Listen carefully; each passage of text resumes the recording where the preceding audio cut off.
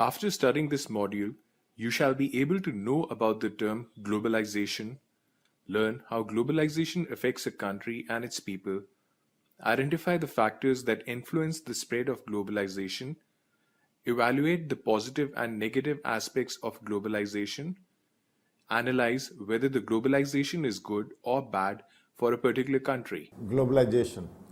Globalization is the process of international integration arising from the exchange of worldviews, products, ideas, and other aspects of culture. In other words, globalization is a process of integrating people, companies, and governments of different nations through trade investment, which are aided by information technology. It can affect in several ways. For example, it has effects on environment, culture, society, physical well-being, and most importantly, on prosperity. Roland Robertson, professor of sociology at the University of Aberdeen, defined globalization in 1992 as the compression of the world and the intensification of the consciousness of the world as a whole. Sociologist Martin Elbrow and Elizabeth King defined globalization as all those processes by which the people of the world are incorporated into a single world society. In The Consequences of Modernity, Anthony Giddens defined globalization as the intensification of worldwide social relations which link distant localities in such a way that local happenings are shaped by events occurring many miles away and vice versa. Swedish journalist Thomas Larsson, in his book The Race to the Top, The Real Story of Globalization, states that globalization is the process of world shrinkage, of distances getting shorter, things moving closer. It pertains to the increasing ease with which somebody on one side of the world can interact to mutual benefit with somebody on the other side of the world. The 19th century witnessed the advent of globalization approaching its modern form. Industrialization allowed cheap production of household items using economies of scale, while rapid population growth created sustained demand for commodities. Globalization in this period was decisively shaped by 19th century imperialism. After the First and the Second Opium Wars, which opened up China to foreign trade, and the completion of the British conquest of India, the vast population of these regions became ready consumers of European exports. It was in this period that areas of sub-Sahara, Africa, and the Pacific Islands were incorporated into the world system. In the 1990s, due to change in the world economic order and due to heavy pressures from the rich countries like USA, Japan, European countries, dominating the World Trade Organization, which was established in 1995 and have 135 members, International Monetary Fund and World Bank got engaged in the development of financing activities. The developing and the poor countries all over the world were forced to open their trade and market and allow foreigners to share their major chunk of a business. The process of globalization has proponents and critiques. Proponents of globalization, which includes Jagdish Bhagwati, a former advisor to the UN on globalization, holds that although there are obvious problems with overly rapid development, globalization is a very positive force that lifts countries out of poverty by causing a virtuous economic cycle associated with faster economic growth. Economist Paul Krugman is another staunch supporter of globalization and free trade with a record of disagreeing with many critiques of globalization. He argues that many of them lack a basic understanding of comparative advantage and its importance in today's world.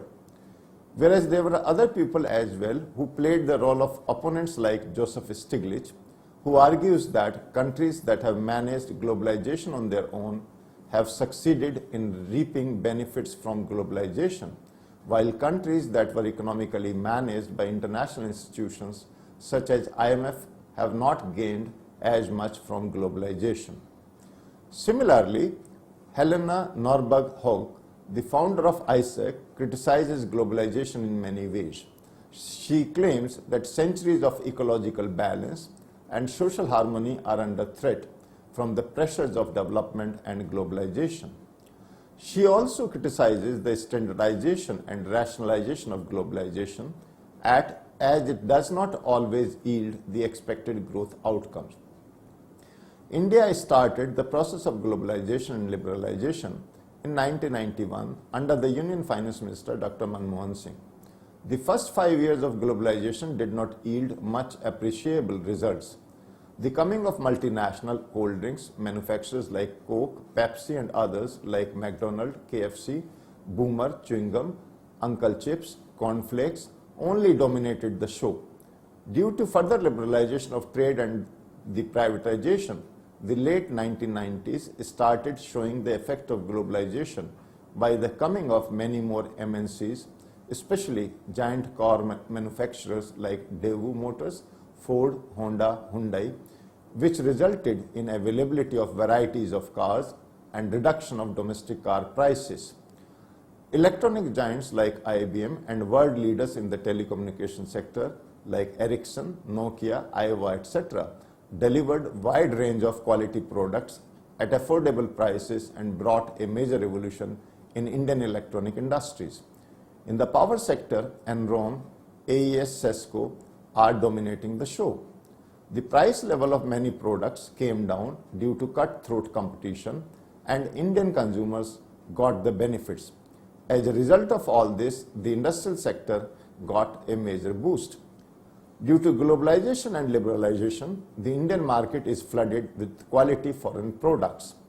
Toys, bicycles and motorbikes from China, soaps and toiletries from Indonesia and Malaysia, cheese and fruits from Australia and many more await the Indian consumers with the lifting of trade restrictions. The biggest contribution of globalization is in the field of quality and development of products with various features to suit the Indians. There are varieties of semi-processed food products to suit every Indian, every taste in the market, which has helped us to save time. Globalization has contributed tremendously to have access to important information towards quality education. Due to globalization, the communication sector has got a tremendous boost. We now have cell phones, internet, the availability of latest drugs, along with good doctors sitting across the web to advise, which are helping to save valuable lives. Now wide choices are available to select electronic goods. Life is more comfortable with cheaper air conditioners. Most importantly, the unscrupulous Indian manufacturers are not able to take us for a ride. Thanks to globalization, we have some Indian companies competing globally due to a better economy and technological competence. Globalization has led to increase in employment.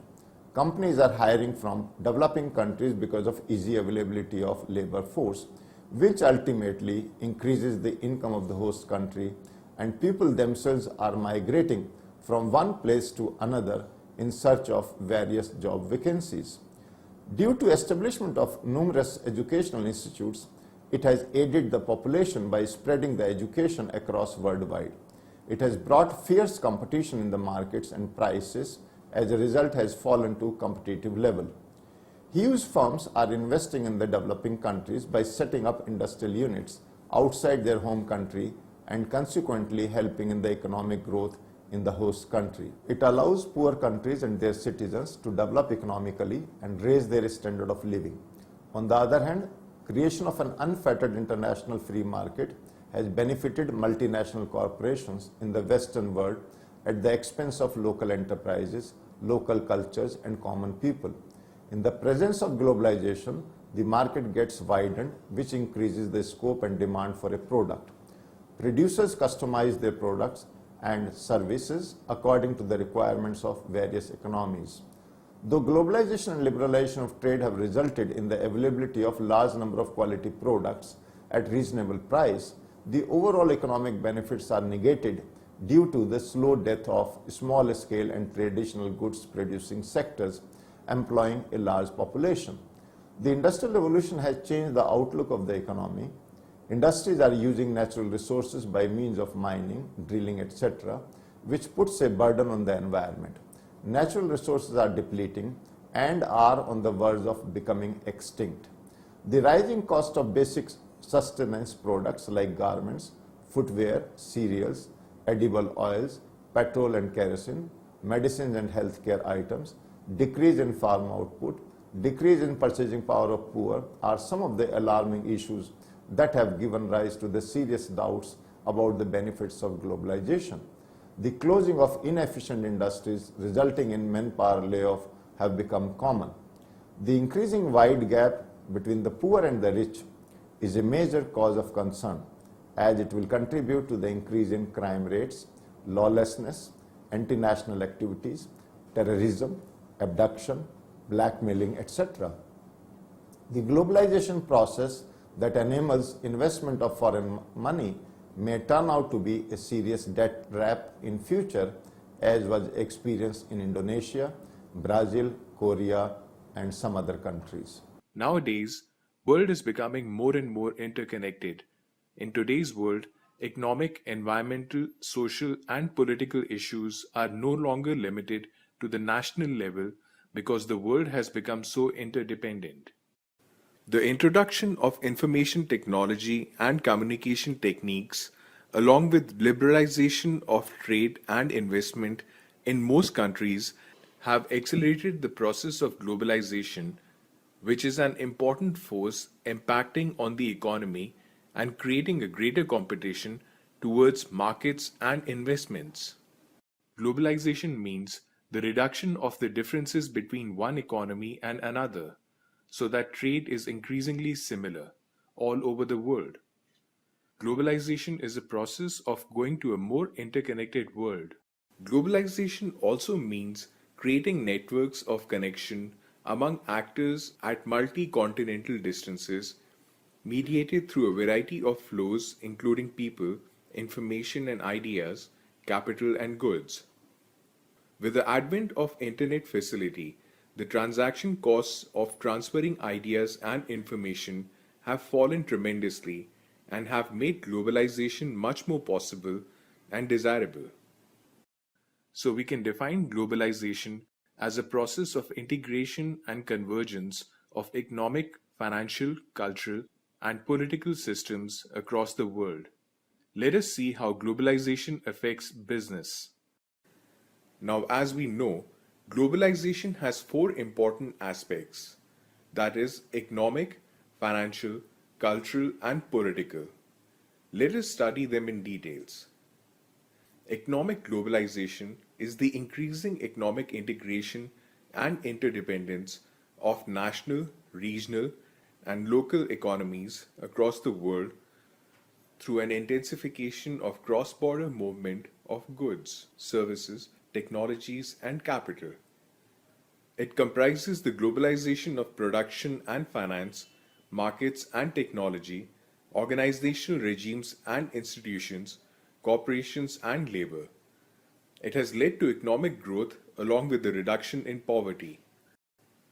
Financial globalization is the integration of a country's local financial system with international financial markets and institutions, which typically requires that governments liberalize the domestic financial sector and capital account. It implies that a new type of capital and more capital is available to developing countries and leads to better financial infrastructure, which mitigates information asymmetries and, as a consequence, reduces problems such as adverse selection and moral hazard. Cultural globalization refers to the transmission of ideas, meanings, and values around the world in such a way as to extend and intensify social relations. It involves the formation of shared norms and knowledge with which people associate their individual and collective cultural identities, bringing increasing interconnectedness among different populations and cultures. A visible aspect of cultural globalization is the diffusion of certain cuisines, such as American fast food chains. McDonald's is one of the largest global food service corporation with more than 35,000 chains serving approximately 70 million people thanks to 1.8 million employees in more than 100 countries each day. Big Macs are uniform in size and content in all countries, and consumers are able to enjoy the same burgers and nuggets regardless of their locations.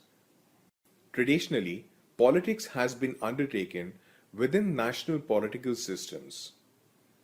National governments have been ultimately responsible for maintaining the security and economic welfare of their citizens, as well as the protection of human rights and the environment within their borders.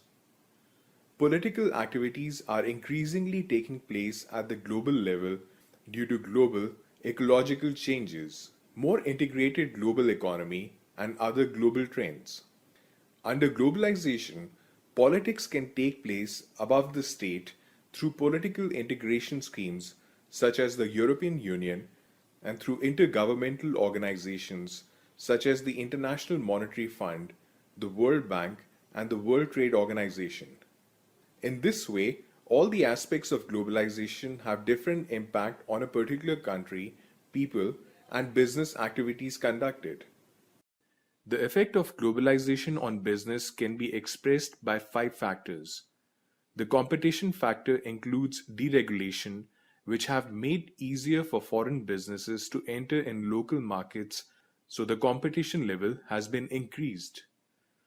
Awareness among consumer includes activeness of the consumers related to available products.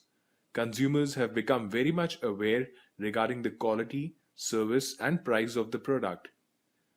The economies of scale include benefits of diminishing cost as firms increase its scale of operation. The ease of location includes gaining the advantage of low-cost labor and other resource charges. Joint ventures include joining of two or more firms together to produce goods and services so that they can have access to bigger markets and associated cost advantages. Let us now study the various factors in details. Globalization leads to increased competition. This competition can be related to product and service cost and price, target market, technological adoption, quick response, quick production by companies, etc. When a company produces with less cost and sells cheaper, it is able to increase its market share. Customers have a large multitude of choices in the market, and this affects their behaviors. They want to acquire goods and services quickly and in a more efficient way than before. They also expect high quality and low prices.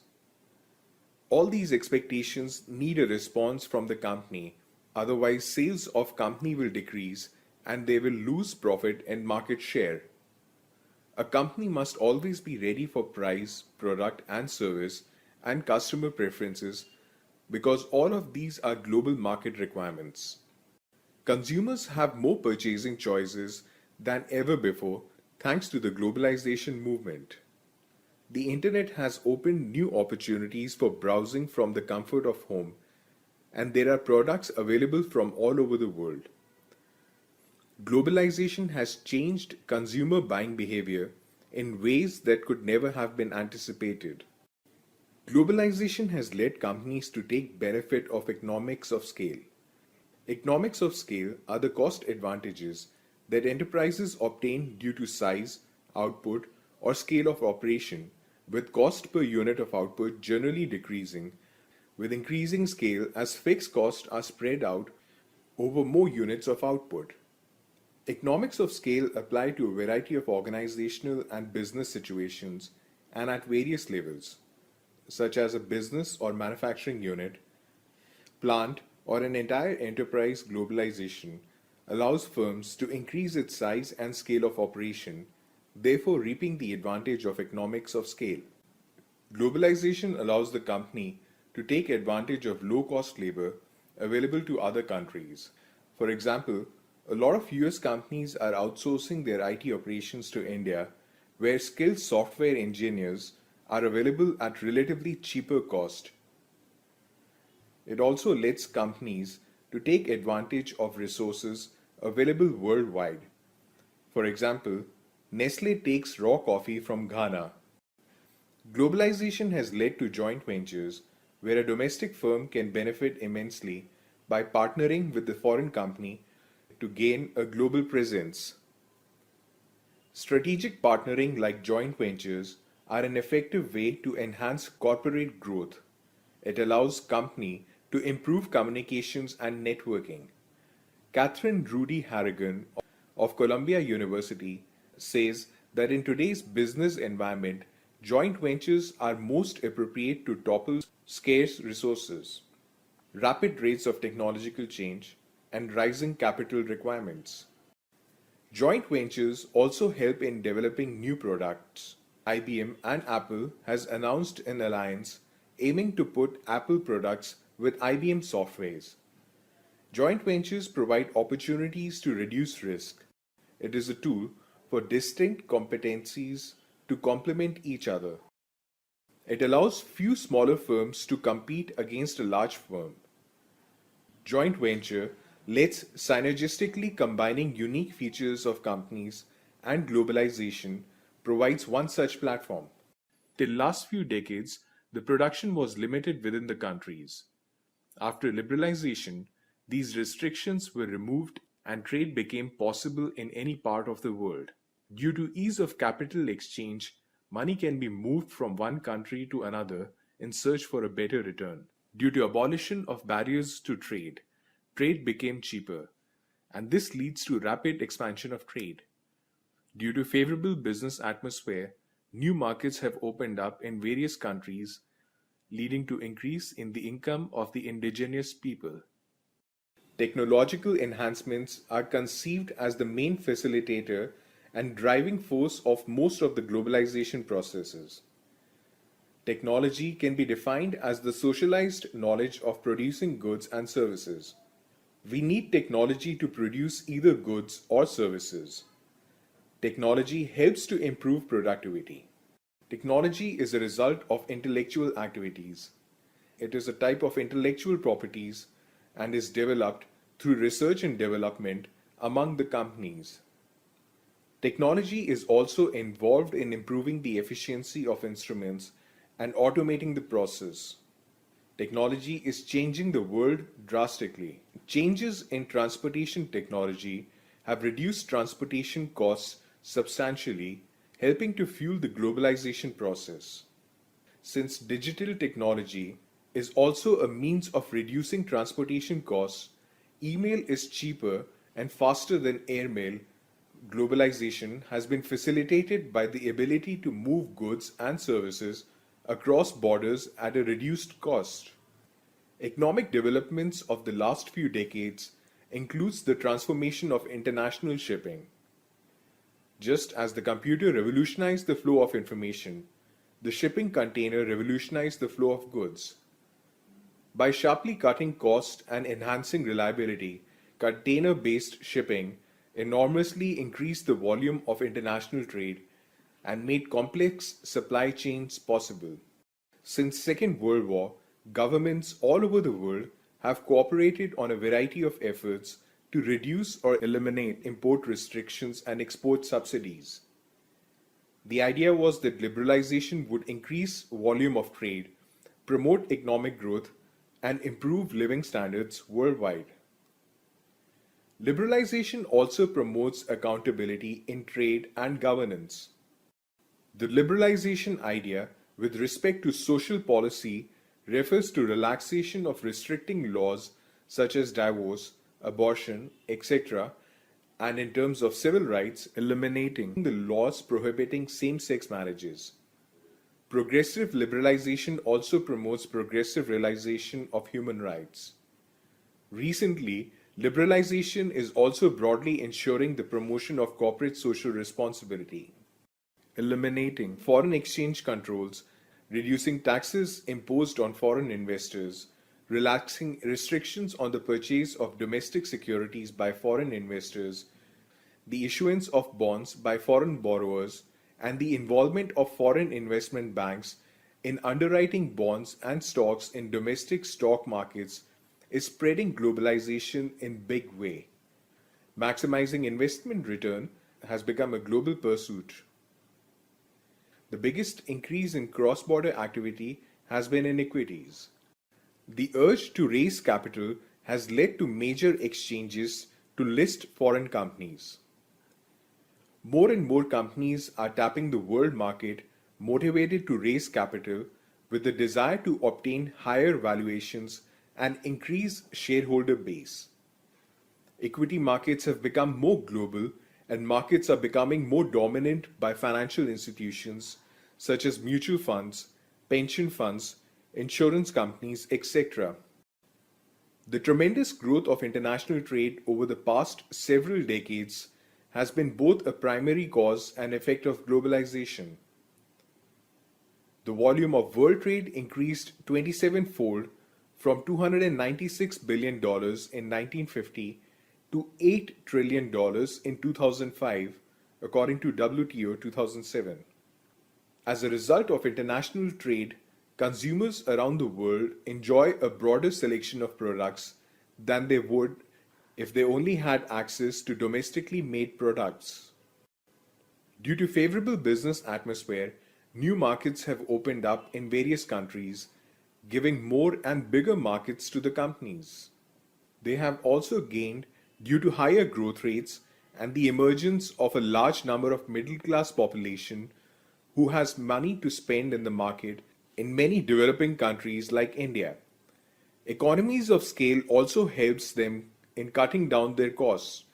Globalization is considered as a positive force, especially in the field of corporate businesses, particularly in the area of finance. After liberalization, import export became more convenient and hence it affected the Indian economy favorably. The number of industries has increased after the liberalization. As a result, the growth rate in the country rose rapidly after 1991. In recent times, an increase in foreign investment has been observed in India. The expansion of service sector is the most important effect of globalization in India. Multinational companies set up their factories for production in different countries and produce goods of international level. Globalization is seen as the beneficial spread of liberty and capitalism. Higher degree of political and economic freedom in the form of free trade in the developed world has produced higher levels of overall material wealth. Jagdish Natwarlal Bhagwati is an Indian-born naturalized American economist, a professor of economics and law at Columbia University. In 2004, Bhagwati published In Defense of Globalization, a book on which he argues this process of globalization has a human face, but we need to make that face more agreeable. Professor Bhagwati is described as the most creative international trade theorist of his generation and is a leader in the fight for freer trade. Jagdish Chandra Bhagwati's most recent book, Why Growth Matters, has received notice in leading magazines and newspapers like The Economist, The Financial Times, Forbes, and Wall Street Journal. His earlier book, Termites in the Trading System, discusses the deleterious effects of preferential trading agreements. Bhagwati was one of the experts who took part in the Copenhagen Consensus project. Bhagwati was also a member of the panel of eminent persons who reviewed the work of the United Nations Conference on Trade and Development, UNCTAD. Paul Robin Krugman, born February 28, 1953, is an American economist, professor of economics and international affairs at the Woodrow Wilson School of Public and International Affairs at Princeton University, centenary professor at the London School of Economics, distinguished scholar at the Luxembourg Income Studies Center, at the CUNY Graduate Center, and an op-ed columnist for the New York Times. In 2008, Krugman won the Nobel Memorial Prize in Economic Science for his contributions to new trade theory and new economic geography. He is another staunch supporter of globalization and free trade with a record of disagreeing with many critics of globalization. He argues that many of them lack a basic understanding of comparative advantage and its importance in today's world. Krugman is known in academia for his work on international economics, including trade theory, economic geography, and international finance, liquidity traps, and currency crisis. Krugman is ranked among the most influential economic thinkers in the US.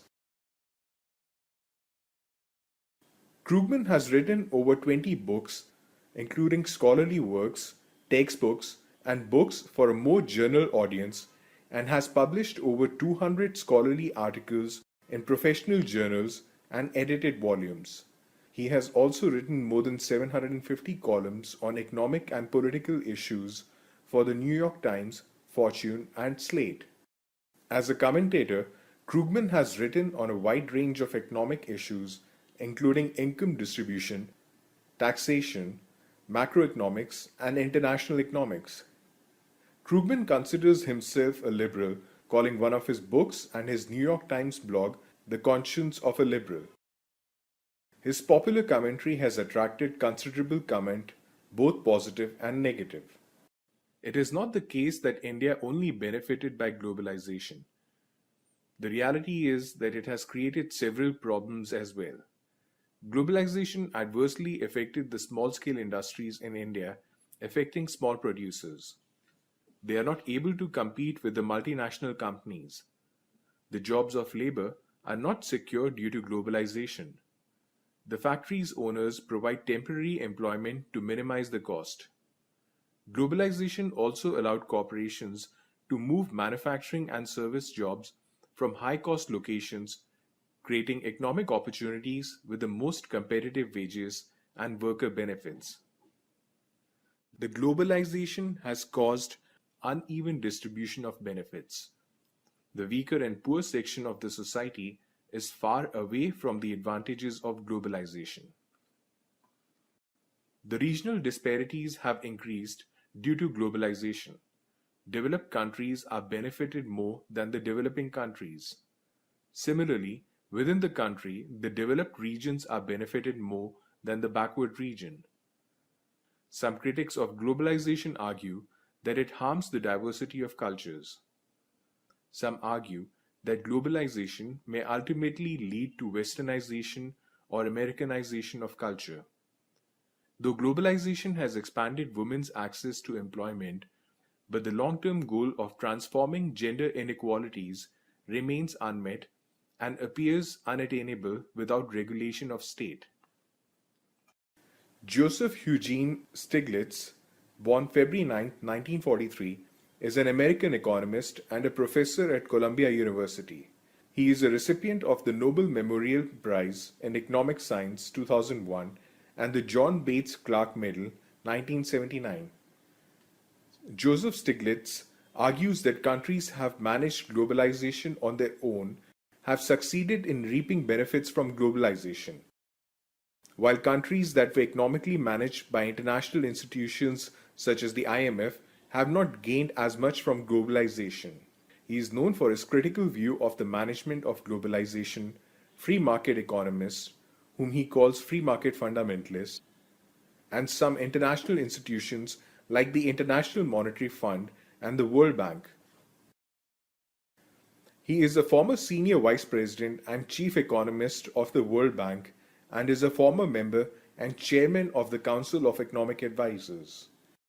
In 2000, Stiglitz founded the Initiative for Policy Dialogue, a think tank on international development based at Columbia University. Since 2001, he has been a member of the Columbia faculty, has been a university professor since 2003, and is the co-chair of the university's Committee on Global Thought.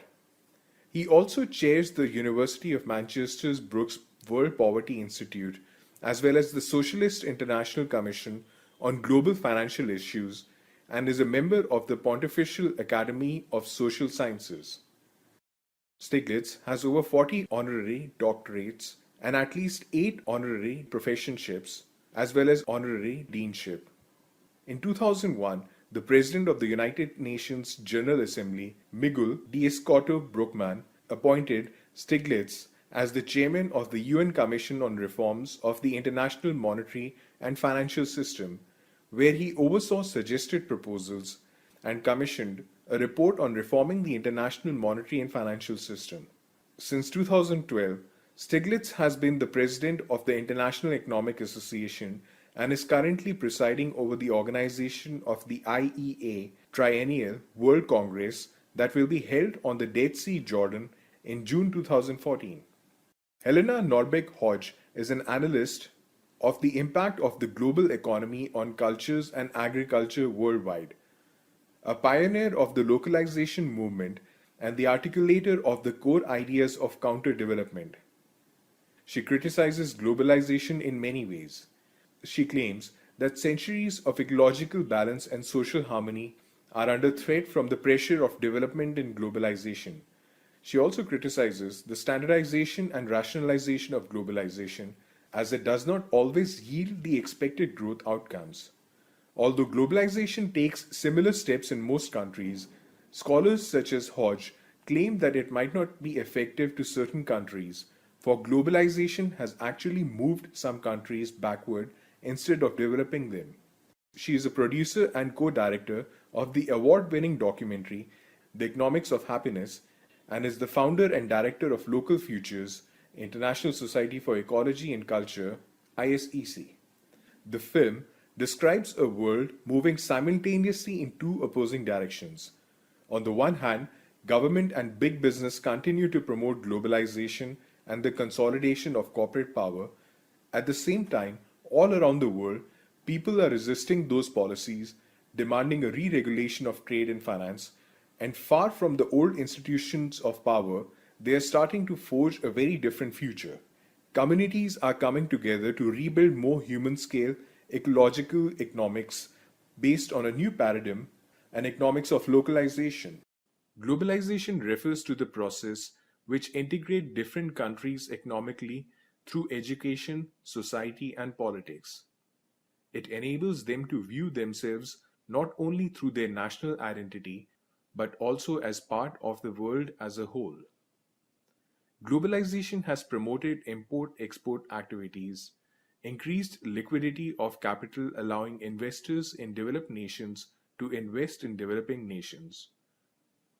Corporations have greater flexibility to operate across borders. Integration of global mass media became possible. With globalization, there is a global market for companies to trade their products and a wider range of options for people to choose from among the products of different nations. There is a sound flow of money and thus a decrease in the currency difference between developing and developed countries. Competitive markets does not allow charging high prices. As a result, inflation is less likely to occur.